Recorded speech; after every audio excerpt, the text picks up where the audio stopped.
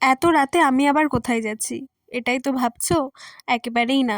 So hello everyone, welcome to my channel. আমি ঋতিকা, আশা করছি তোমরা সবাই খুব ভালো আছো আর আমিও বেশ ভালো আছি।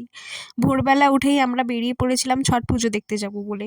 প্রত্যেকবারই যাই, জানোই তোমরা, এবারও যাচ্ছি।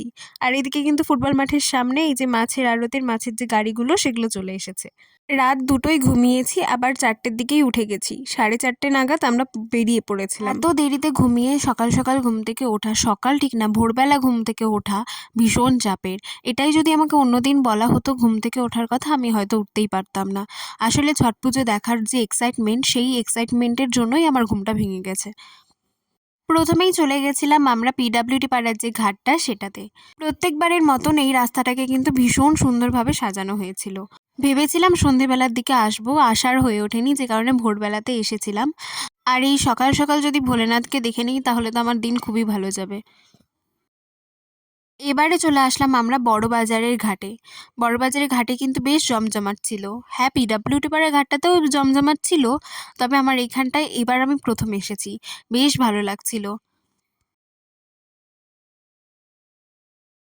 এই রিচুয়ালসটা দেখতে যতটাই সুন্দর তেমনই কঠিন।